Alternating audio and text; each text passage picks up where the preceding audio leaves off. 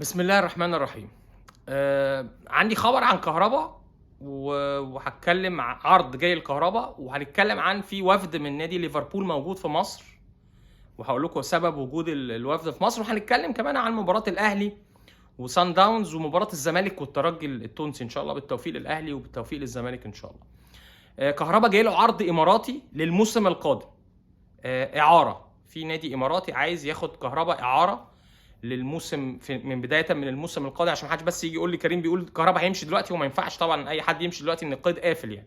فالعرض اماراتي لاستعاره كهربا في الموسم القادم من النادي الاهلي لمده موسم وبمقابل مالي مميز، والنادي الاهلي هيوافق عشان هياخد المقابل المالي ده، وهيتنازل عن كهربا في الفلوس دي. يعني النادي الاماراتي هيدفع فلوس للنادي الاهلي عشان ياخد كهربا السنه الجايه اعاره، والاهلي هيسيب الفلوس دي، الكهرباء هو اللي هياخد المقابل المالي كله، سواء المقابل المالي اللي هيدفع من النادي الاماراتي للنادي الاهلي او العقد بتاع كهرباء طبعا مع النادي الاماراتي.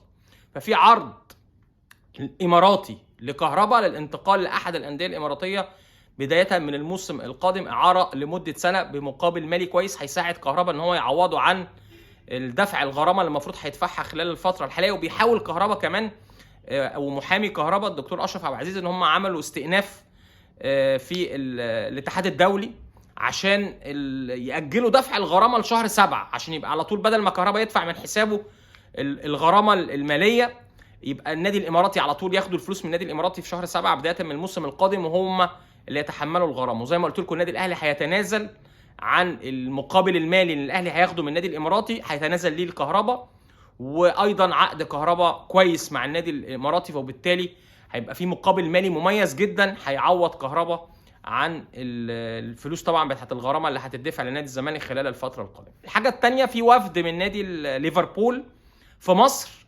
بيتفرج على بطوله افريقيا للشباب عشان يختار عناصر من منتخبات الافريقيه تقدر تحترف في ليفربول في الفتره القادمه.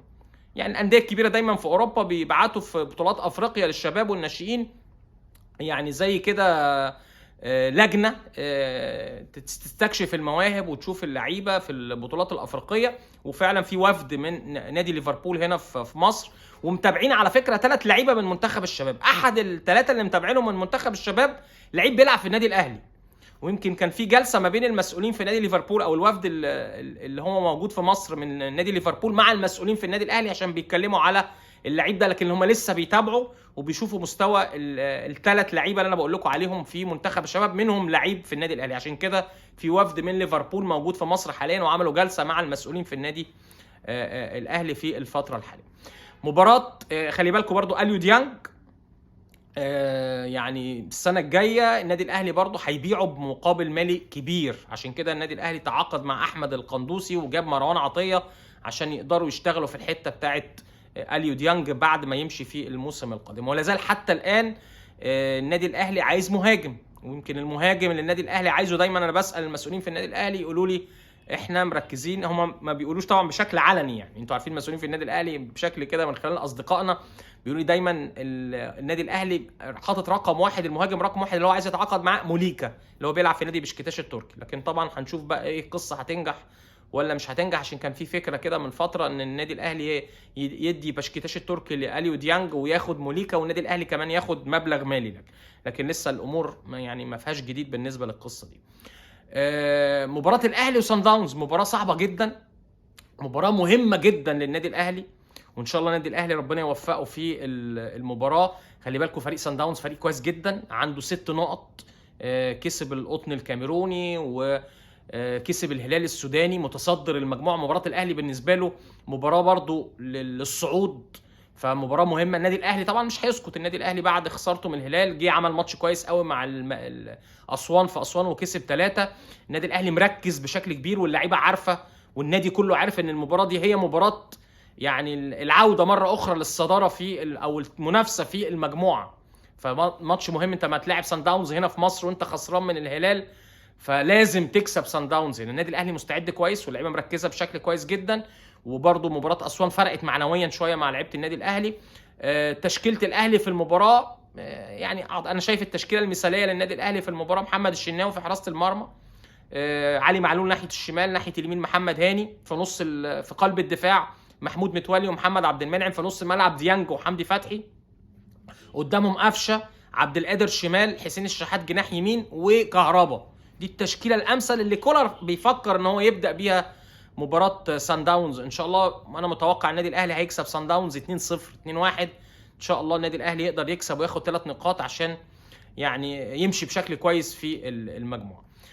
مباراة الزمالك والترجي، الزمالك طبعا هيستفيد بشكل كبير جدا من الصفقات اللي تم قيدها. ناصر منسي لعيب مميز جدا ولعيب مهم جدا، وانا يعني عاشرته طبعا في نادي البنك الاهلي، كنت معاه كمدير كوره هناك في نادي البنك الاهلي. لعيب كويس قوي، لعيب سكورر هداف، بيلعب بدماغه كويس، شويط، بيتعامل مع الكور العرضيه بشكل كويس جدا. فانا شايف ان ناصر منسي هيفرق كتير جدا مع نادي الزمالك، خصوصا الزمالك الفتره اللي فاتت احنا كنا بنتكلم ما عندوش دكه قويه.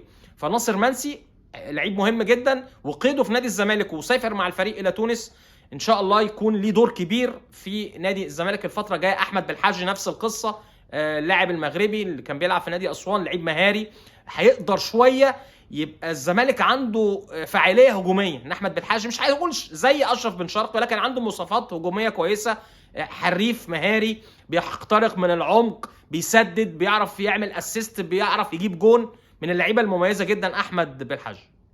فالاثنين دول هيفرقوا مع نادي الزمالك بشكل كبير في مباراه الترجي. الترجي طبعا متصدر المجموعه، فريق قوي، فريق عنده خبرات في دوري ابطال افريقيا، فريق بطل كسب دوري ابطال افريقيا اكتر من مره قبل كده.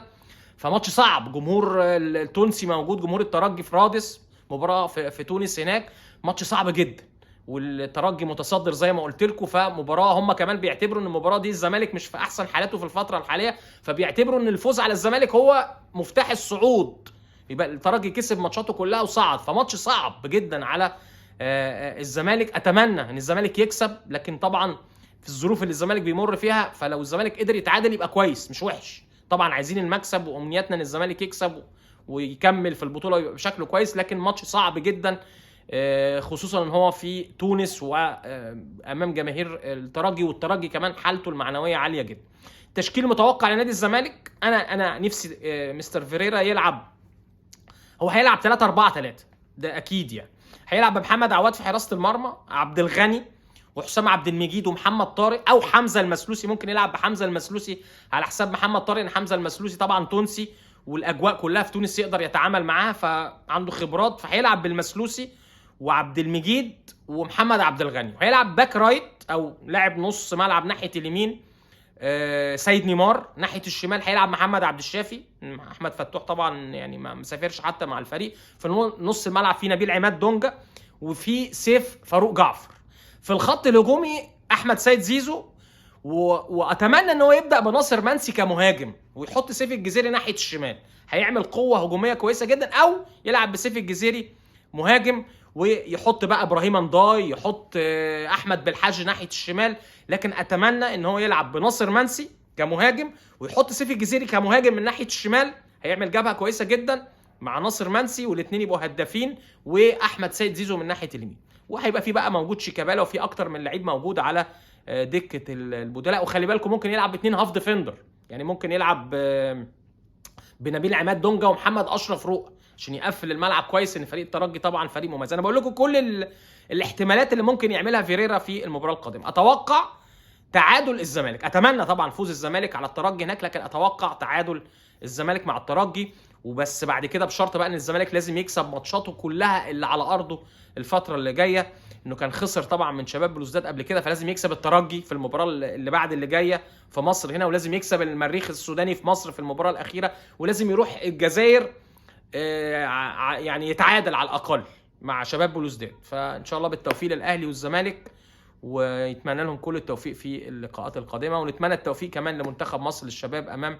السنغال. منتخب مصر للشباب مش عاجبني خالص كاداء، ويعني مش عارف، مفيش اداء خالص، مفيش شكل للمنتخب الشباب. لكن نتمنى التوفيق في مباراه السنغال، لان لو منتخب مصر كسب مباراه السنغال هيصعد من احسن توالت ويروح لدور الثمانيه، ونحاول بقى ان احنا نكسب مباراه دور الثمانيه، بس نعدي السنغال ان شاء الله.